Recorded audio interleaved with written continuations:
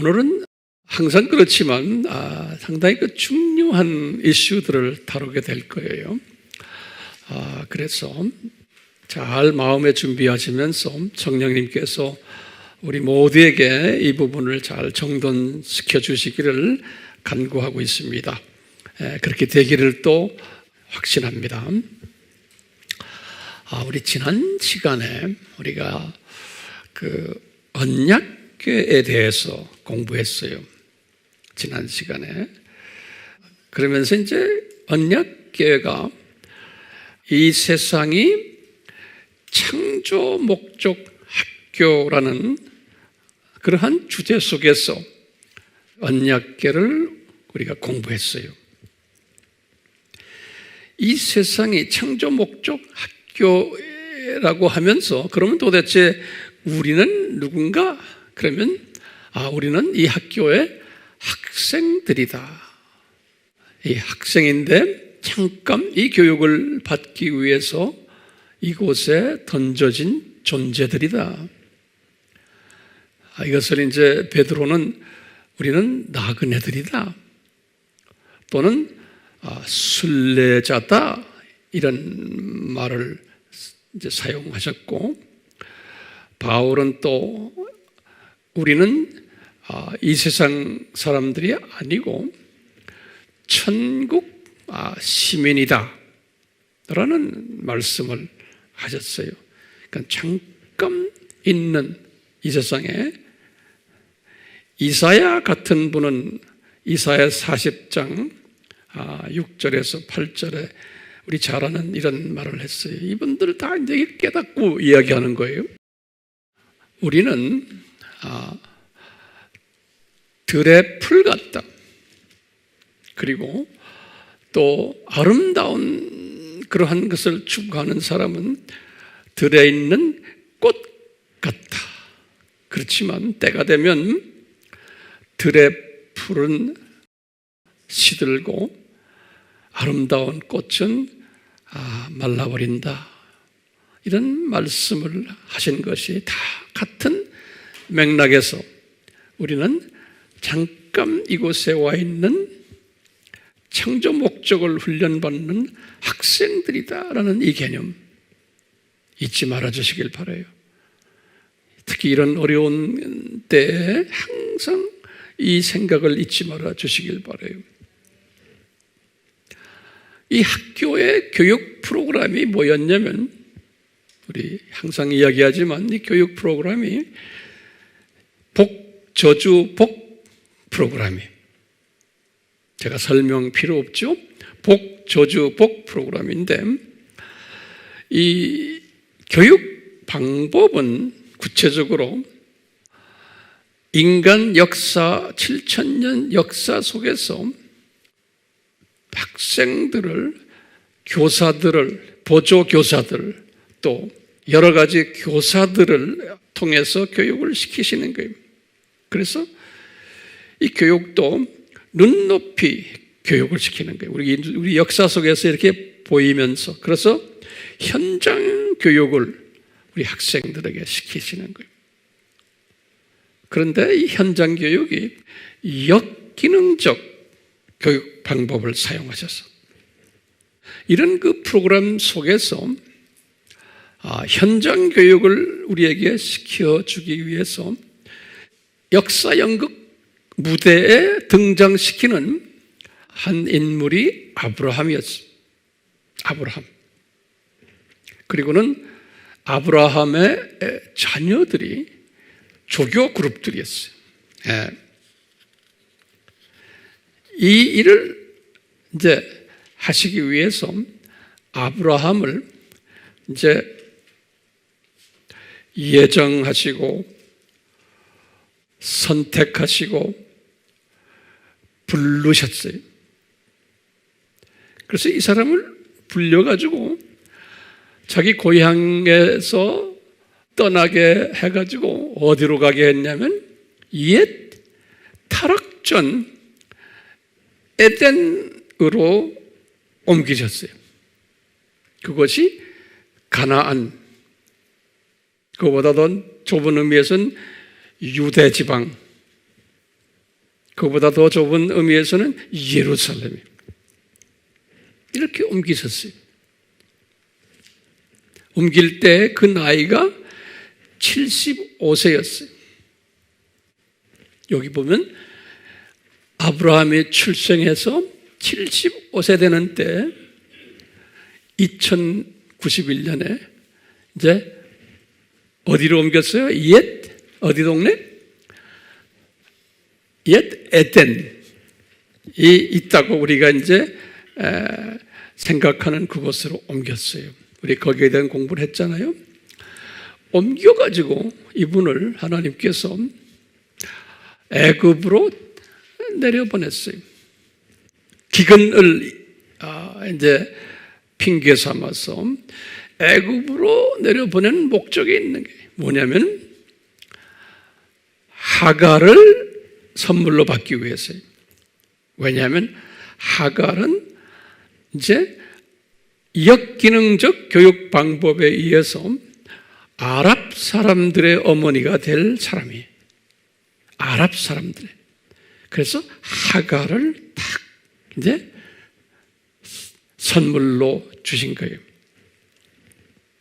그리고는 돌아와서 이분이 중동 전쟁에 참가하게 하셨어요. 중동 전쟁에. 그래가지고 승리케 하시고는 성령님께서 이분을 옛 에덴으로 가시게 하는 거예요. 샬롬으로 가게 하셔서 가기 전에 이제 사회 골짜기 사건은 우리가 공부했죠. 샬롬에 가셔서 성육신하신 멜기세덱 예수님을 만나게 하시는 거예요. 성육신하신 멜기세덱을.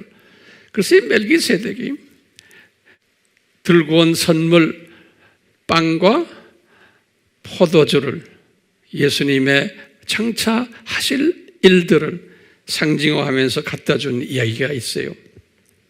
그리고는 이분이 이제 헤브론으로 다시 돌아왔어요. 멜기세덱 만난 후에 돌아오셔서 이렇게 있는데 어떤 일이 일어났어요? 롯을 이제 분가시키고 이제는 롯이 분가가 된 후에 이제 아브라함과 사라만 이제 딱 남아있을 때예요. 이것이 고향을 떠나라, 친척을 떠나라, 부모 떠나라는 그 말씀이 성취되는 그 순간이에요. 그럴 때 성취가 딱 되니까 아브라함에게 꿈으로 보여주는 거예요. 너 이 땅, 네가 밟는 이 땅 다 내가 너한테 줄 거마 그러시는 거예요. 거기 이제 75세 때. 그리고는 이 말은 뭐냐면 이 에덴을 내가 너한테 다시 줄 거마. 그리고는 하시는 말씀이 얘야, 그 유명한 400년 노예의 삶 예언을 해주시는 거예요. 얘야, 네 후손이 어디로 간다고요? 여기 지금 아브라함이 가나안 도착이에요. 창세기 그게 15장 13절에서 16절이죠. 네 후손이 장차 이방 나라에 가서 네 세대라는 건 400년을 이야기해요. 400년 동안 노예 생활을 하다가 다시 이 땅으로 오리라. 이 땅으로, 다시 말하면 이 에덴으로, 가나안 땅으로 오리라. 자, 요 말씀을 하시고는 아들 이삭 때도 안 됐고 야곱 때도 야곱이 이거 안 됐는데 야곱의 아들인 요셉이 이제 출생하고는 요셉이 팔려가는 사건이 이것이 이루어지는 거죠. 우리 다 아는 소리지만 요 연도를 항상 메모리하세요. 이 역사의 흐름을. 그래야 이 안에 숨겨진 하나님의 뜻을 정확하게 알 수가 있어요. 그냥 막연히 알고 있으면 안 돼요. 그래서 연도가 중요한 거예요. 왜? 성령님은 역사 속에서 움직이기 때문에 그래요. 또 이 학교도 역사 속에서 움직이는 거예요. 근데 대부분의 하나님의 자녀들은 이 부분이 약해요. 그래서 이제 우리 영상으로 이걸 공부하는 분들이요, 그냥 귀로 듣고만 눈으로 보기만 하면 안 돼요. 노트에 정확하게 정리를 하셔야 돼요. 그래서 우리가 정리를 하라고 제가 이렇게 말을 천천히 하며 이 칠판도 제가 사용하는 거예요. 안 하는 사람 할 수 없어요. 나중에 후회하세요.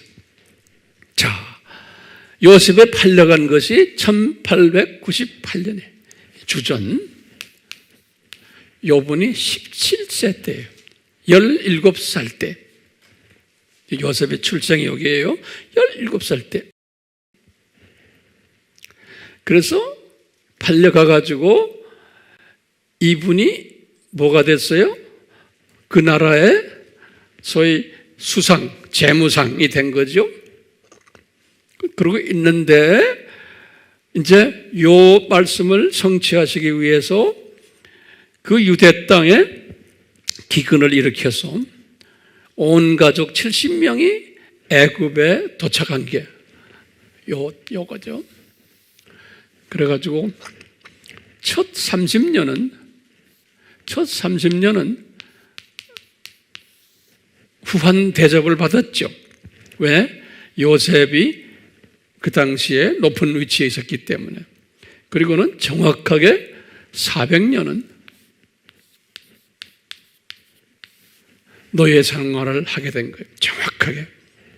그래서 이제 400년이 이제 됐을 때가 1446년이에요. 여기 출애굽이에요. 이미 모세를 준비하셨죠?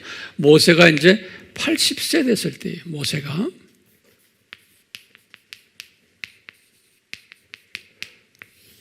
이렇게 우리 다 알지만 여기 정돈하세요.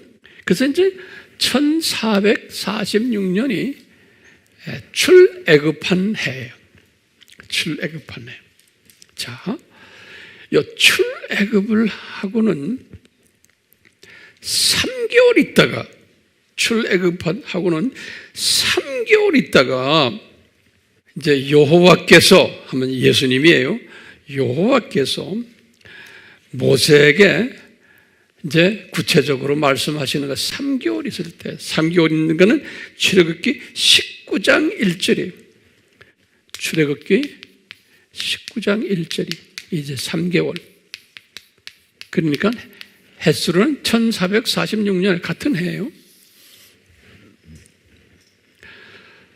출애굽하고는 시내산 산 밑에까지 간 거예요. 시내산.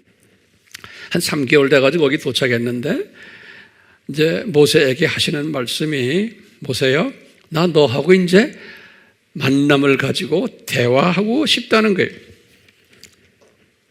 그래가지고 산으로 올라간 이야기가 한 5번 나와요. 제가 이렇게 카운트해 보니까 한 5번 정도로 이분이 예수님과 대화하기 위해서 올라갔어요. 그런데 4번째 등반했을 때 그때 무슨 명령하시냐면, 모세야, 우리 지난 시간에 공부한 거예요. 언약궤를 만들어라. 4번째 등반했을 때. 그게 이제 출애굽기 25장 10절에서 22절이에요. 그게 이제 지난 시간에 우리 공부한 거예요. 다시 정리를 하고 계시죠? 그러니까 계속해서 정리를 해야 돼요. 반복하고. 자, 언약궤를 만들어라는 게 성경에 출애굽기 몇 장이에요? 25장. 스토리가 만들어서 어떻게 하라는 스토리가 10절에서 22절이에요. 예. 그러면서 이제 이 언약궤에 대해서 우리가 지난 시간에 공부했어요. 그러면 이 언약궤가 성서에서는 여러 가지 이름들이 있다라고 지난 시간에 공부했어요. 언약궤 다양한 이름들. 첫째, 언약궤. 두 번째, 하나님의 궤 그랬어요. 또는 이스라엘의 하나님의 궤. 성경 구절은 지난 시간에 다 드렸어요. 그 다음에 주의 궤 그래요. 또는 주의 언약궤 그랬어요. 그 다음에 증거궤 그래요. 증거궤. 이 언약궤는 두 부분으로 구성되어 있다. 지난 시간에 공부했어요. 첫 번째는 궤예요. 궤짝이에요. 궤짝. 그렇죠? 이 궤짝 안에 뭐가 있었어요? 세 가지 내용물이 있었죠? 우리 공부했죠? 근데 궤짝을만 있고 그 다음에 궤짝 위에 또 속죄소를 만들었어요. 같은 사이즈 넓이와 가로 세로가. 그래서 이 속죄소 또는 무슨 소라고 그래요? 자비석 그래요. 자비석. mercy seat라고 해요. SEAT. 자리라는 소리, 의자라는 소리. mercy seat. 이렇게 해서 언약궤가 두 부분으로 구성이 된다 그랬어요. 두 부분으로. 궤와 그 다음에 뭐예요? 자비소, 자비석. 우리 그림으로 지난 시간에 우리 공부했죠. 예. 그렇게 공부하고는 우리 지난 시간에 이제 예수님께서 모세에게 이제 레위기 16장에 레위기는 출애굽을 하고는 그 다음 해부터 그 다음 해 그러니까 1445년이 이때부터 이제 레위기를 쓰시게 하셨는데 레위기에서 레위기 16장에서 우리 잘 아는 이야기가 나와요. 레위기 16장에서 이게 아주 중요하기 때문에 제가 다시 반복하는 거예요. 16장에서 어느 날이냐면 속죄절에 우리가 7절기 공부했잖아요. 나팔절 다음이 속죄절이에요. 속죄절 날에 어떻게 하느냐? 속죄절 날에 아론이 대제사장이에요. 아론이 어디로 들어가요? 지성소에 들어가는 거예요. 아론이. 그런데 이 지성소는 영광으로 가득 차 있기 때문에 자기의 죄를 씻어야만 들어갈 수 있어요. 안 그러면 즉살해 버려요. 아론이. 그래서 아론이 자기 죄를 씻기 위해서 숫송아지를 이제 잡아서 피를 자기 몸에 바르고 그리고는 그 피를 들고서 지성소로 들어가서 그 피를 어디에다 뿌리냐면 자비석 위에다 뿌리는 거예요. 궤 위에가 아니고 자비석 위에다 뿌리고는 그리고는 또 피를 손가락에 발라가지고 자비석 앞에다가 7번을 뿌려요. 이 순서를 잘 이제 알 필요가 있어요. 그래가지고 이제 이분이 들어갈 때 그것만이 아니고 그 금향단에 그 향불이 향을 안으로 집어넣어가지고 그 향의 향이 나오면서 자비석을 덮어버리도록 하는 거예요. 그러니까 이 향이 자비석을 덮어줘야지만 이분이 즉살하지 않는 거예요. 네. 그래서 다시 말해요. 향불이 자비석을 덮어야 되고 그 다음에 자비석 위에 또 자비석 앞에 숫송아지의 피가 뿌려져 있어야 되는 거예요. 이것은 누굴 위해서요? 아론의 죄를 속하기 위해서. 그리고 자기 죄가 속한 다음에 아론이 나와가지고 염소 2마리가 준비되어 있는데 그 중에 한 마리를 죽이는 거예요. 죽여가지고 이 염소는 누구의 죄를 대신하냐면 이스라엘 민족들 전부 다의 죄를 속하기 위해서 염소 2마리 중 한 마리를 이제 죽여가지고 그 피를 가지고 들어가는 거예요. 들어가서 똑같이 자비석 이제 향불을 켜고 그리고는 자비석 위에 뿌리고 또 자비석 앞에 손가락으로 해서 7번을 뿌리는 거예요. 그러면 이제 모든 백성들의 죄가 사함을 받는 거예요. 그 자비석이 누구의 위치예요? 그게 예수님의 위치고 예수님의 십자가가 달린 위치고 그 자리가 우리가 예레미야 동굴에 그 안에 그 언약궤가 있었던 그 위치예요. 그 바로 위에서 예수님이 실제로 어떻게 했어요? 십자가에서 달리셨던 이야기 우리 지난 시간에 했죠. 그래서 죄가 사함을 받았기 때문에 그것을 더 가시적으로 보여주기 위해서 이제 아론이 나와가지고 나머지 죽지 않은 염소 위에다가 그 염소는 다 예수님을 상징하는 거예요. 그래서 예수님의 피를 흘리신 것은 아론 안에 피를 흘려 들어간 거 예수님의 죽으심과 그 다음에 요 염소가 살아있는 염소 하나는 죽이지 않고 그 염소에다가 아론이 안수를 해가지고 염소가 죄를 다 뒤집어 쓰게 하는 거예요. 이것은 예수님이 십자가에서 저주를 다 받으시는 우리를 위해서 저주를 받으심으로 우리에게 복을 다시 회복시켜주는 그런 상징적 의미가 있는 거예요. 그래서 이 염소를 아사셀 염소다 이렇게 우리 공부했죠. 아사셀 염소다. 영어로는 scapegoat라고 그래요. 그래서 이제 이 염소를 이렇게 안수한 후에 광야에 이제 데리고 가서 놓아주는 거예요. 그래서 돌아오지 못하게. 그건 우리의 죄가 영원히 사함을 받는다라는 뜻을 가지고 있었어요. 그러니까 이제 아사셀 염소를 스케이프고트라는 것은 희생양이다 그런 말이에요. 네가 받을 죄를 대신 내가 뒤집어 썼다. 그래서 이 영어권 사람들은 자기가 누굴 위해서 대신 손해봤다 그러면 Gee, I'm a scapegoat 그래요.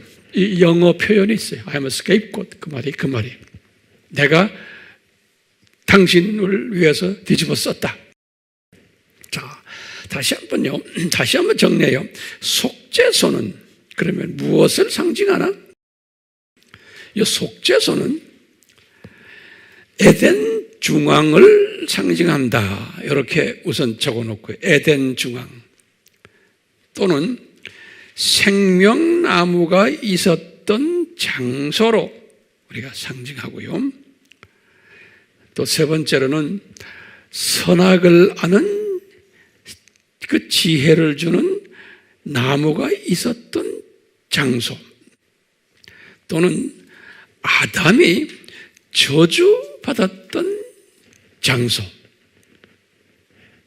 또는 아담이 타락했던 장소 또는 예레미야 동굴 안에 언약궤가 숨겨진 장소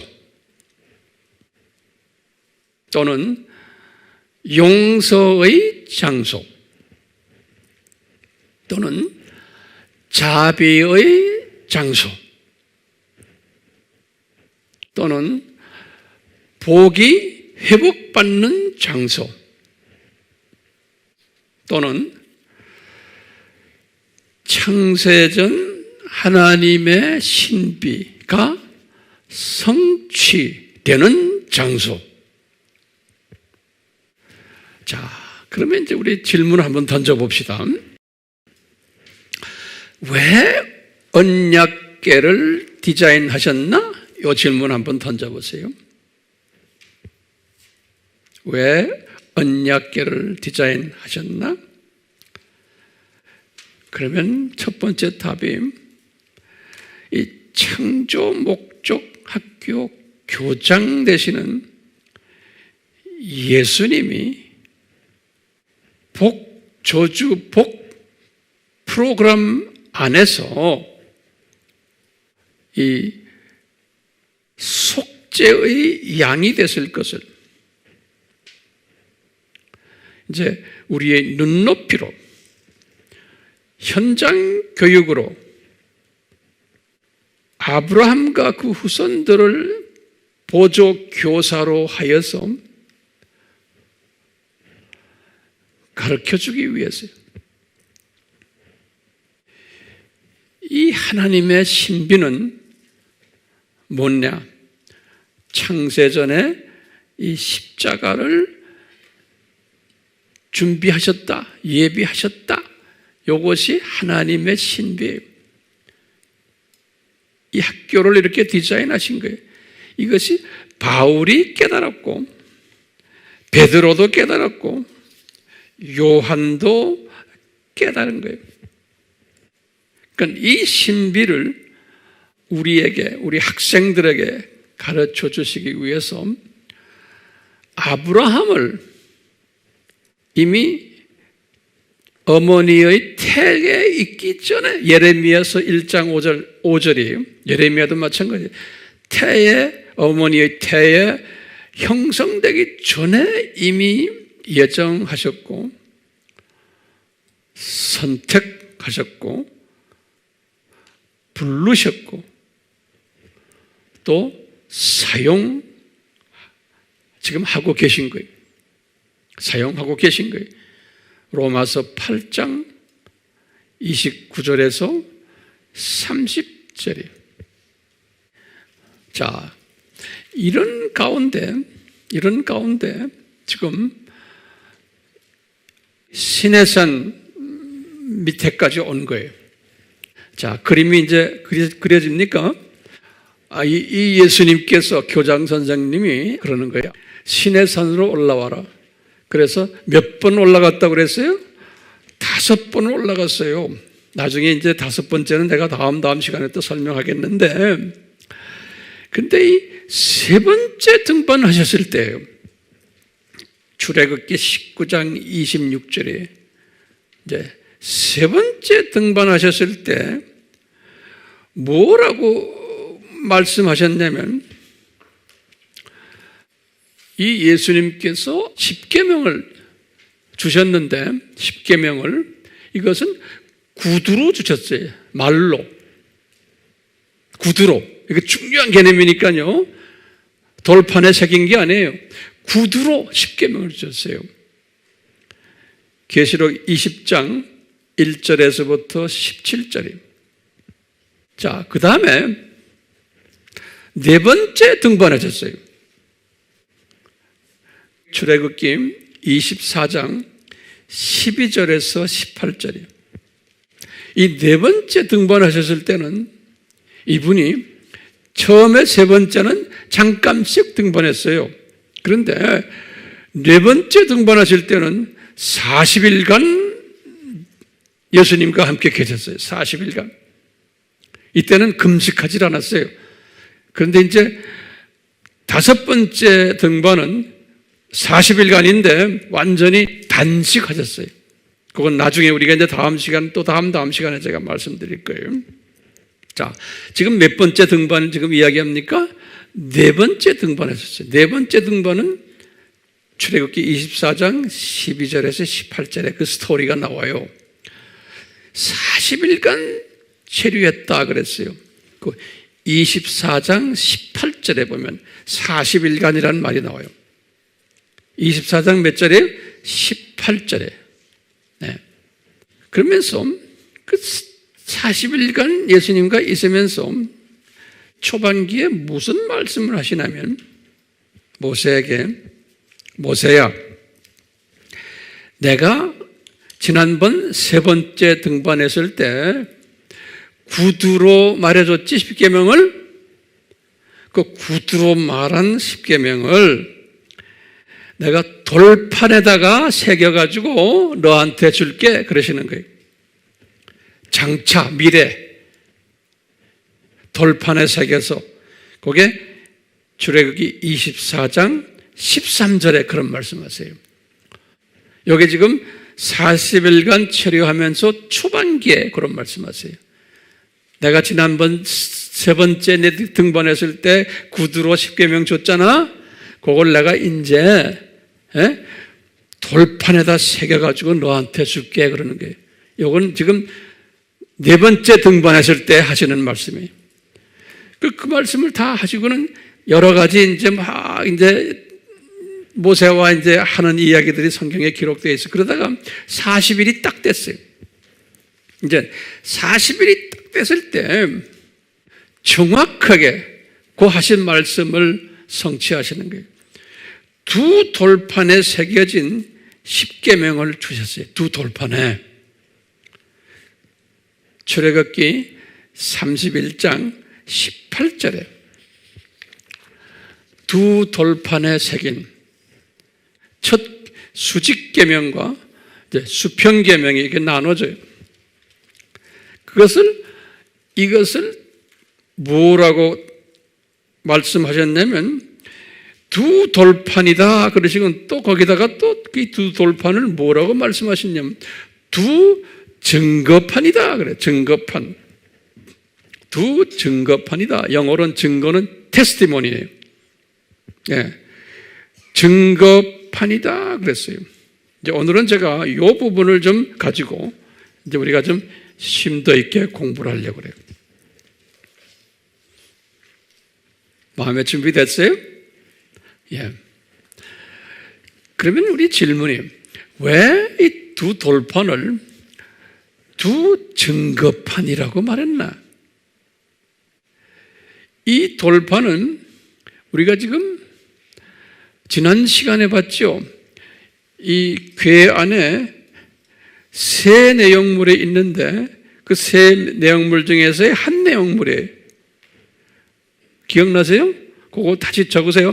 세 내용물 중에서 첫 번째 내용물이 돌판이 십계명 돌판이죠. 두 번째 내용물이 만나를 담은 항아리라고 그랬죠. 그건 누구를 상징해요? 예수님을 상징하고, 그 다음에 아론의 쌍난 지팡이는 성령님을 상징한다고 그랬죠. 그러면 이 두 돌판은 누구를 상징한다고 그랬어요? 성부 하나님을 상징하는 거예요. 그렇기 때문에 이 두 돌판은 이제 항상 이것을 머릿속에 기억하시고 묵상하세요. 이거는 성부 하나님을 상징하는 거예요. 이 십계명 돌판은.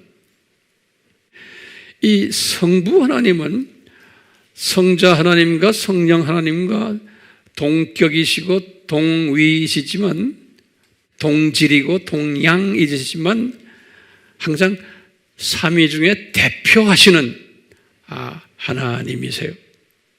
성부 하나님은.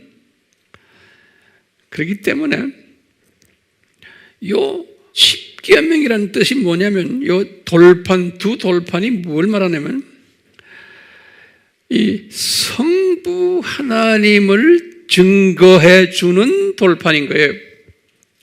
그러니까 성부 하나님의 마음을 증거해 주는 굉장히 중요한 개념이에요.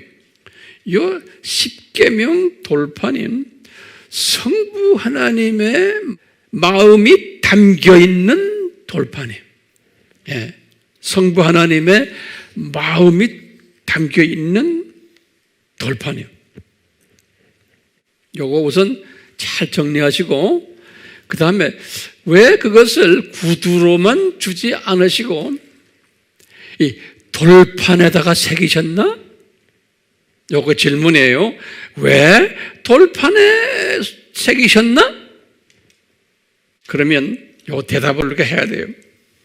이 돌판에 새긴 것은 이 성부 하나님의 마음이 변하지 않는 영원한 마음이라는 거예요. 변하지 않는 돌에다가 새긴 것은요.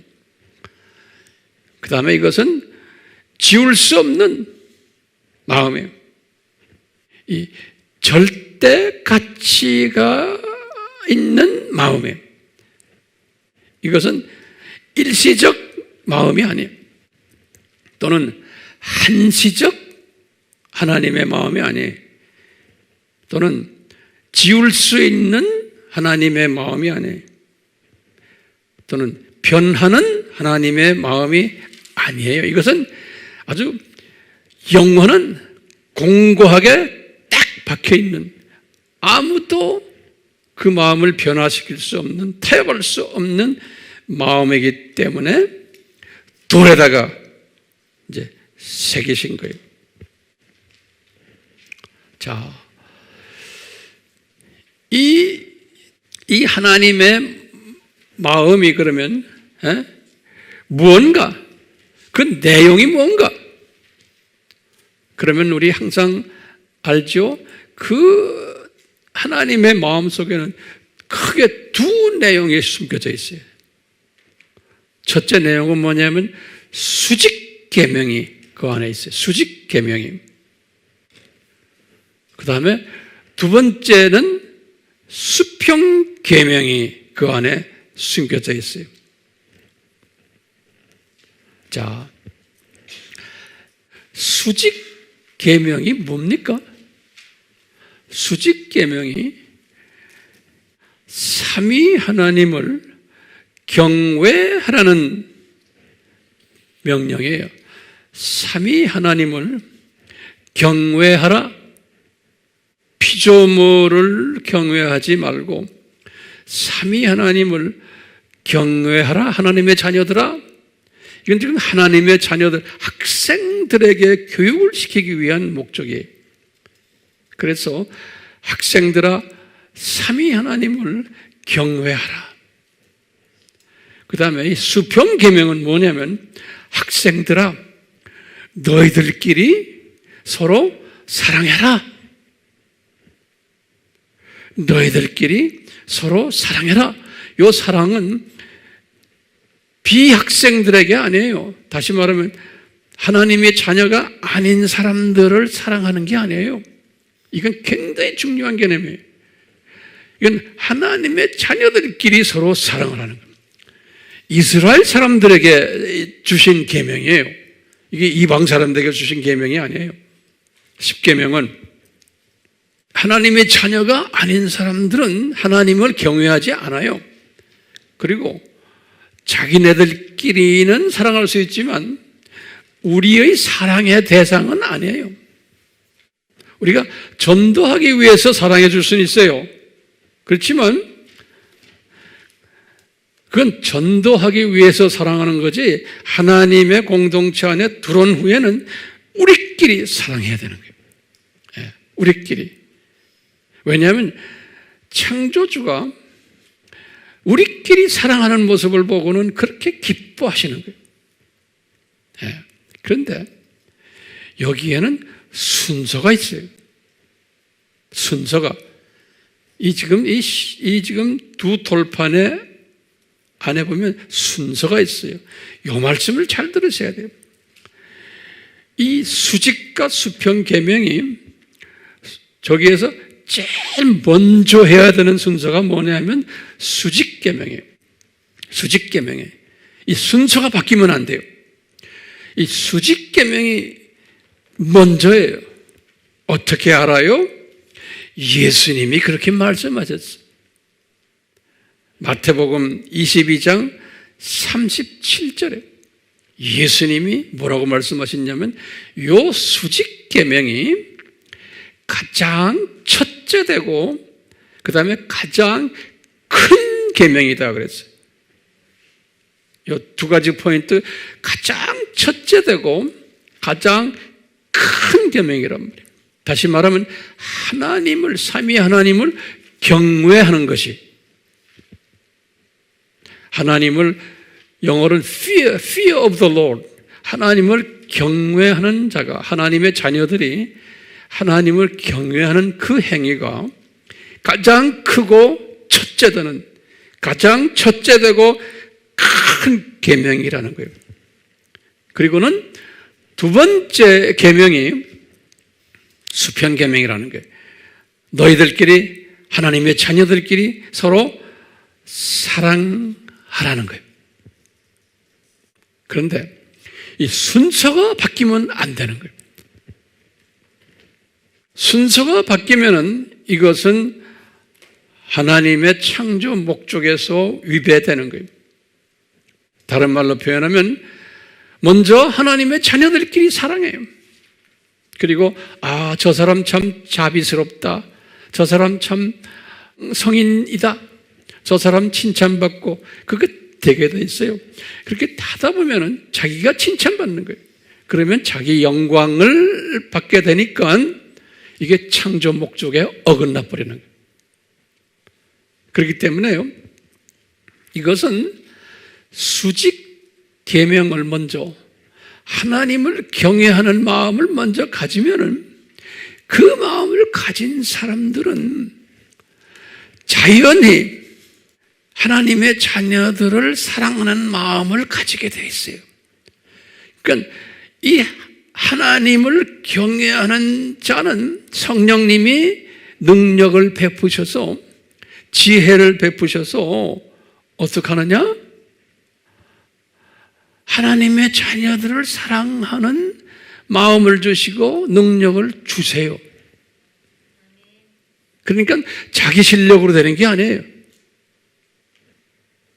그런데 거꾸로 내가 인본적인 크리스찬이, 내 의지를 발동해서 내가 아주 착하게 살아, 그러면 이런 사람은 하나님을 경외하는 마음이 있지만 그것이 순수한 마음이 안 돼요. 왜냐하면 자기가 나타나기 때문에 그런 거예요. 자기의 의의가 나타나고.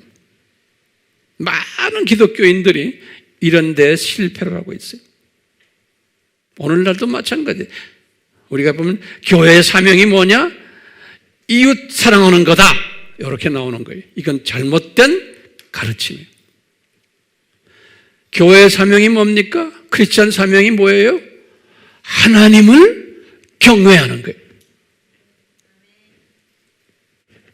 다시 말하면 이 아버지 하나님의 마음을 닮아가는 것이 그 증거판의 내용이에요. 그렇기 때문에요, 이게 창조 목적에서 가장 중요한 거예요.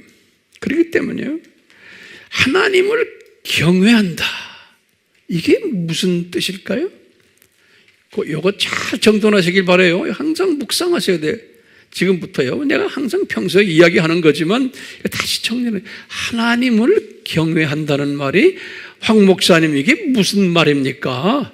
구체적으로 우리 삶 속에서. 그러면 저는 이렇게 해요. 하나님의 정체성을 먼저 항상 묵상하는 거예요. 하나님의, 이게 굉장히 중요한 거예요. 하나님의 정체성을 묵상하는 게, 제가 여자의 후손책에도 써놨지만 세 부분에, 존재론적으로, 사역적 차원에서 또는 성품적 차원에서. 그래서 이 존재론 차원에서 삼위 하나님을 어떻게 묵상하냐면, 항상요, 하나님은 삼위 하나님이십니다. 그러고는 가만히 묵상하는 거예요. 삼위 하나님이십니다. 하나님은 두 번째로 자존하신 분이십니다. 스스로 계신 분이십니다. 엄청난 묵상이에요. 그리고 세 번째는 하나님은 영원하신 분이십니다. 계속 묵상하는 게. 네 번째로는 하나님은 불변하시는 하나님이십니다. 이 네 부분을 묵상하는 거예요. 삼위하시고, 자존하시고, 영원하시고 불변하시는 하나님이십니다. 이거 항상 이렇게 묵상하는 사람의 하나님을 경외하는 사람이에요. 그리고는 사역적 측면에서의 하나님을 또 묵상하는 거예요. 하나님은 창조자이십니다. 두 번째는 전지자이십니다. 다 아십니다. 내가 억울한 일을 당해도 다 아시잖아요. 그러면 마음의 평강이 있는 거예요. 다 아시는데요. 이 역사도 다 아시고 역사를 주관하시는 분이세요.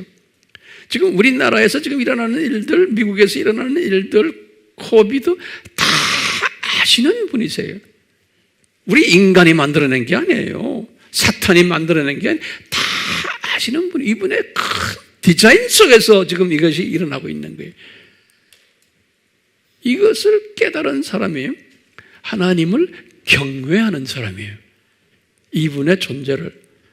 첫째, 창조자이십니다. 전지자이십니다. 그 다음에 중요한 말 있죠. 전능자이십니다. 모든 걸 다 할 수 있으신 분이세요. 이 코비도 금방 없앨 수 있어요.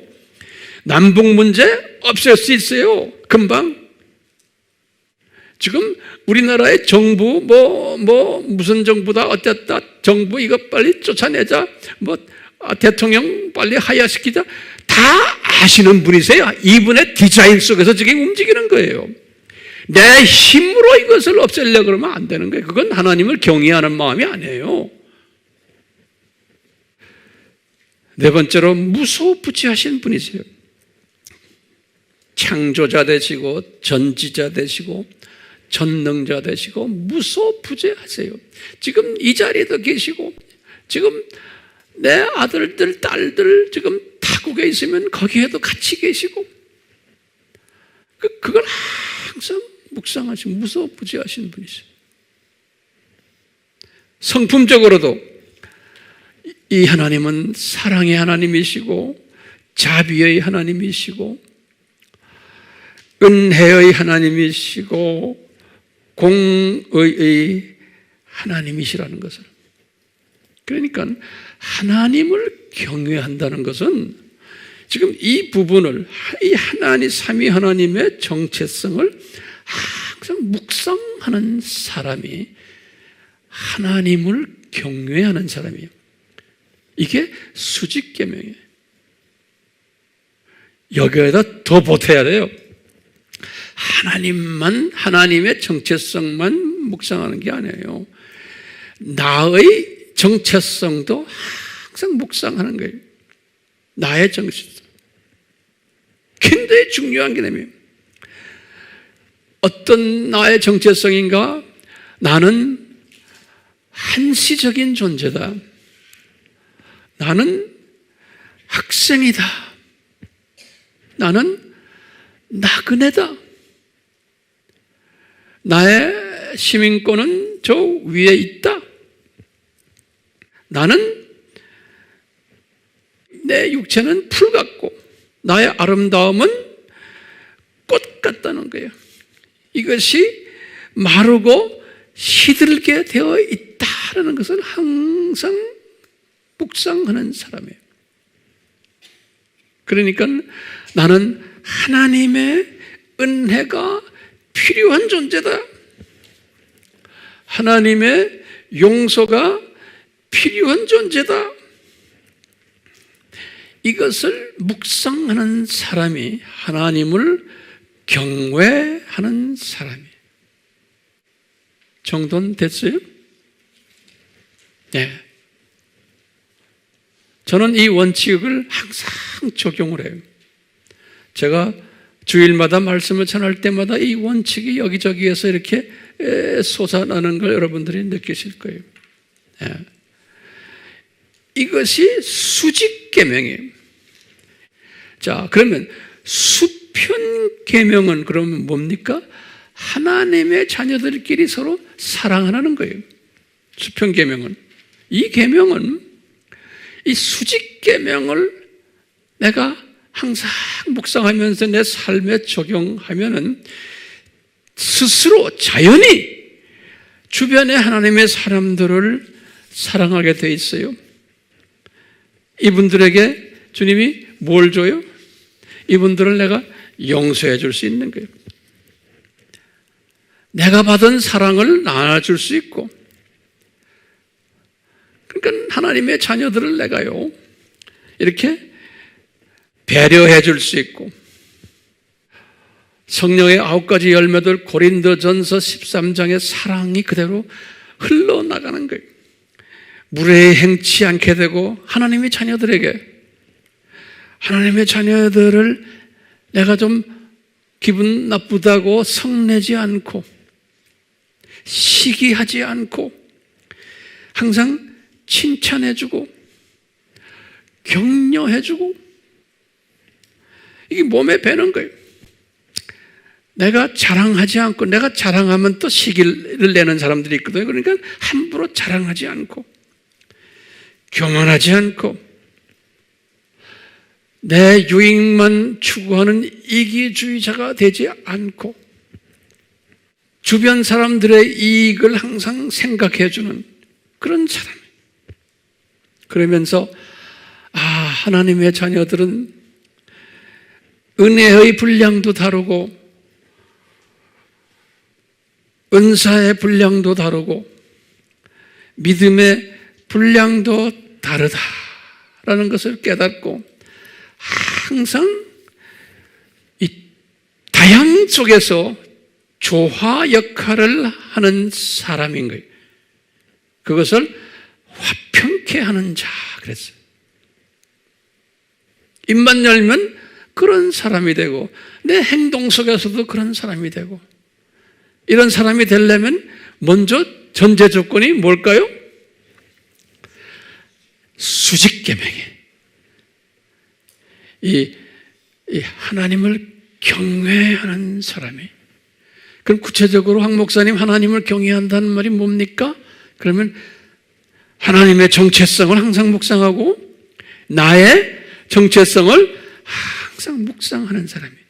이렇게 묵상하다 보면은 나도 모르게 하나님을 경외하는 사람이 되면서 이웃을 사랑해주는 사람이 자동적으로 되고, 그 이웃을 사랑하는 사람이 자동적으로 흘러가는 것이 뭐냐면 예수님의 지상 사명에 순종하게 돼 있어요. 내 민족만이 아니고 타민족에까지도 이 예수님의 사랑을, 이 예수님의 이 엄청난 이 비밀을 전파하는 자, 또 이 예수님이 이제 다시 오신단다 라는 것을 전파하는 자, 이 세상이 7000년 창조 목적 학교라는 것을 잘 체계적으로 정리시켜주는 자, 이런 자가 되는 거예요. 다시 말하면 순서가 뭡니까? 수직계명, 수평계명, 그 다음에 뭐예요? 지상 사명까지. 자연이 흘러가는 거예요. 그런데 이 거꾸로 순서가 되면 안 되는 거예요. 예컨대 지상 사명은 잘해. 전도 잘하고 선교도 잘하고 뭐 교회도 많이 짓고 뭐 신학교도 많이 만들고 뭐 하는데 거꾸로 형제 사랑하지 못해. 다투면서 하는 거예요.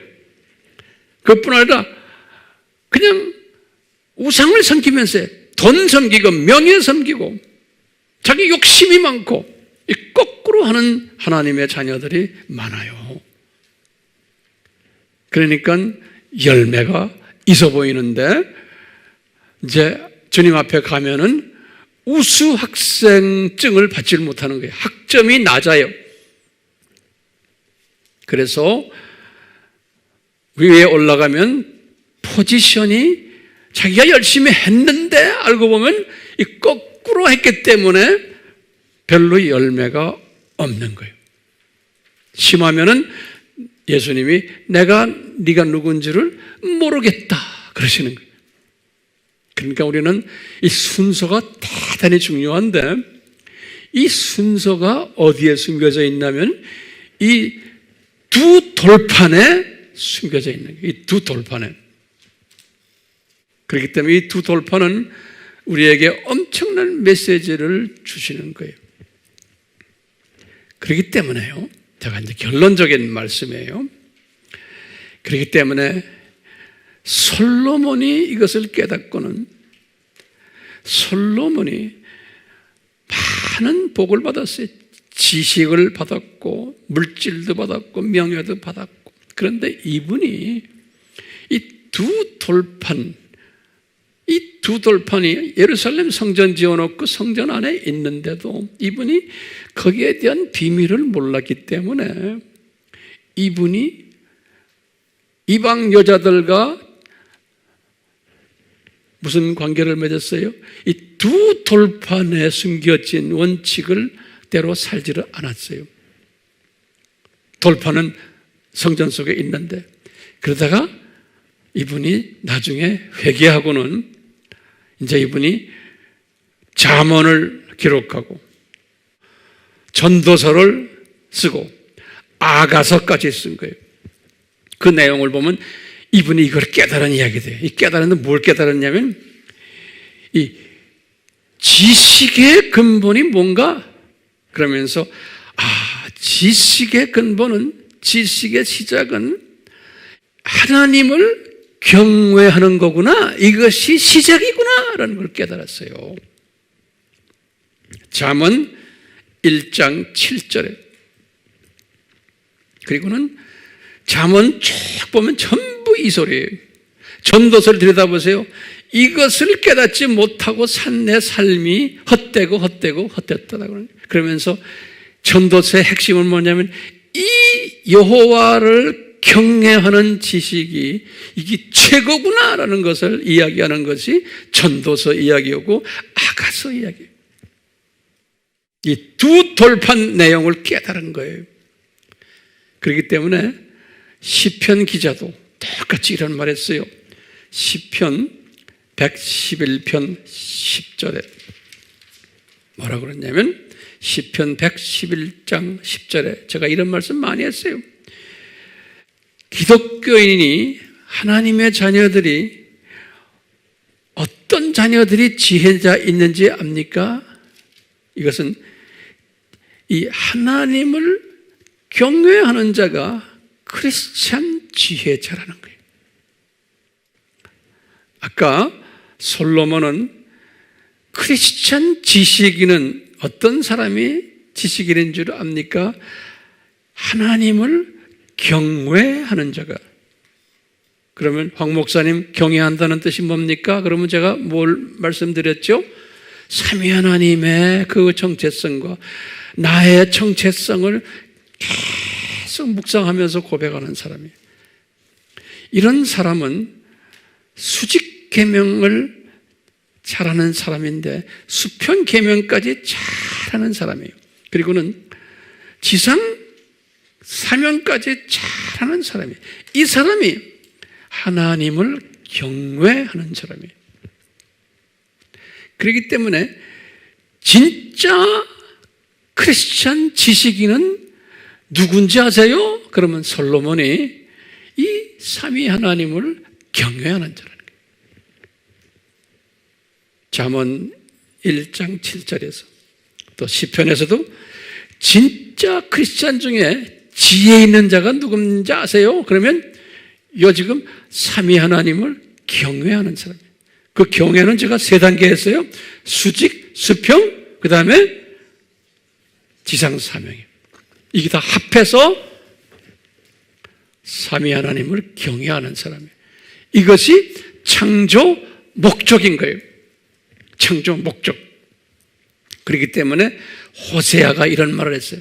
호세아서 6장 6절에 진정 하나님을 예배하는 자가 누군지 압니까? 그러는 거예요. 그러면서 호세아가 그런 거예요. 번제 드리는 것이 진정 예배자인 줄 아느냐? 아니라는 거예요. 그냥 우리가 주일 예배 드리고 하는 것이 진정 예배가 아니라는 거예요. 번제 드리고 동물 잡고 하는 것은. 진짜 예배자는 뭐냐? 하나님을 경외하는 자라는 경외. 이 세 부분에서 요 사람이 진짜 예배자라는 거예요. 그러니까 요 사람이 창조 목적 학교에서 우수 학생이라는 거예요. 그러니까 오늘 두 돌판을 주신 목적이 뭔가? 그러면 우리는 정말 진짜 크리스찬 지식인이 되라고, 진짜 크리스찬 지혜자가 되라고, 진짜 크리스찬 예배자가 되라고, 그리고 우수 학생이 되라고, 이 두 돌판을 아예 그냥 돌에다 새겨가지고 쫙 주신 거예요. 여기 오늘 4차 등반에서 가르쳐 주신 거예요. 다음 시간에는 제가 이제 이어서 또 말씀 나눌 거예요. 오늘 잘 정리됐죠? 아멘? 성령님, 우리에게 계속해서 이 진정한 지식인, 진정한 지혜자, 진정한 예배자, 우수 학생이 되도록 성령님 도와주시옵소서. 그래서 우리가 진정 복 있는 자가 되도록, 그리고 주변에 우리의 형제 자매들이 이런 복 있는 자가 되도록 가이드해주는, 이끌어주는 그러한 복 있는 자가 되도록 은혜 베풀어 주시옵소서. 예수님의 이름으로 기도드리옵나이다. 아멘.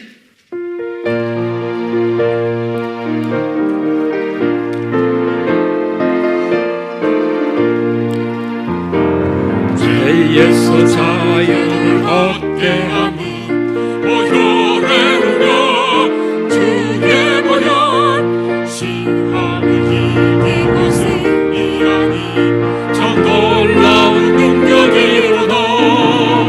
주의 보혈 능력 있도다. 주의 피 믿으라. 주의 보혈 그 어린 양의 매우 귀중한 피로다. 그 죄의 정욕을 이기는 보혈의 능력, 주의 보혈 정결한 마음을 얻게 하니 참 놀라운 능력이로다. 주의 보혈 능력 있도다. 주의 피 믿으라. 주의 보혈 그 어린 양의 매우 귀중한 피로다.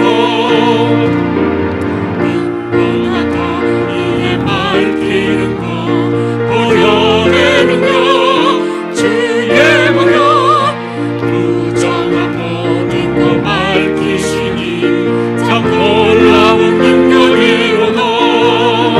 주의 보혈 능력 있도다. 주의 피 믿으라. 주의 보혈 그 어린 양의 매우 귀중한 피로다. 주의 복음을 전할지고 보혈의 능력, 주의 보혈 날마다 나에게 찬송 주니 참 놀라운 능력이로다. 주의 보혈 능력 있도다. 주의 피 믿으라. 주의 보혈 그 어린 양의 매우 귀중한 피로다. 예수님, 오늘 저희들이 진정으로 하나님을 경외하는 자가 되려면 순서적으로 수직계명, 수평계명, 지상 사명을 해야 됨을 깨달았습니다.